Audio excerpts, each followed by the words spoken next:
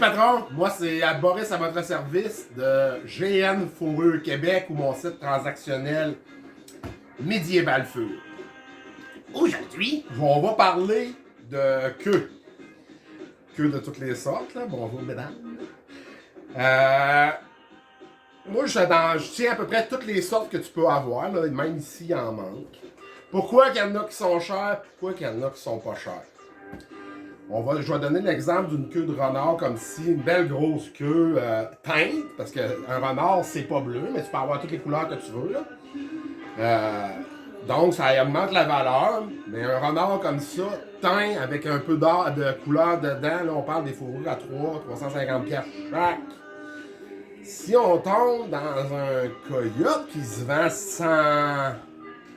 160, vous comprendrez que le trappeur ou le tanneur, après, il va pas commencer à gosser dans la queue. J'ai fini par trouver une queue, là, qui est faite. Elle est rendue sec, regarde. Je suis pas fort parce défait. Je viens de scraper 5$, mais de toute façon, je vous l'aurais pas vendue. Mais c'est une queue qui vaut pas cher parce que des coyotes, il y en a des centaines et des centaines. Puis il faut que ça roule, puis c'est comme ça que ça marche. J'essaie de les récupérer, mais c'est ça. Au travers, tu en as des moins belles. Pourquoi? C'est parce qu'elle vaut pas cher. Comme là, ici, c'est un loup.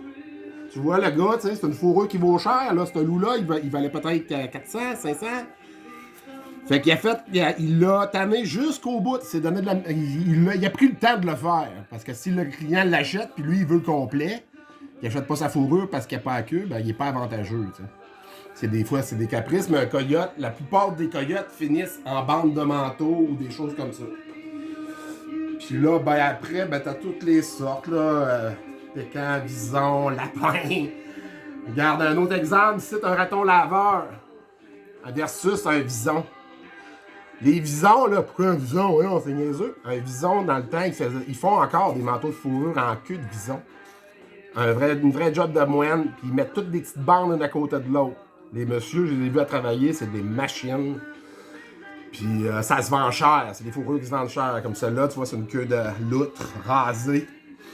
Ça, c'est son numéro de lot. Il savait que la queue allait pas partir, mais il l'a tanné parce qu'elle est facile à tanner. Tu sais, le tanneur, là, on va se le dire, là, regarde. Moi, je la vends à 40. Un raton, je le vends à 40. Le trappeur, lui, au bout, qui va dans le bois, là, s'il y a 5-10$ pour, là, c'est beau.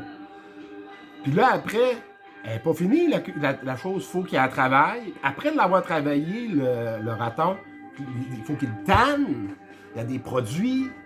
Donc, de passer une demi-heure à faire une queue, je vois pas le but d'avoir, pour 30$, peut-être 20$, il veut pas faire une queue. T'sais. Puis moi non plus, je le ferai pas. Fait que c'est ça, on a assez parlé de cubes aujourd'hui. Fait que si vous avez des questions, n'hésitez pas, je suis toujours là pour ça. Sur Facebook, GN Fourrure Québec ou Médiéval Fur si vous voulez voir mes produits. Je vous souhaite une belle journée.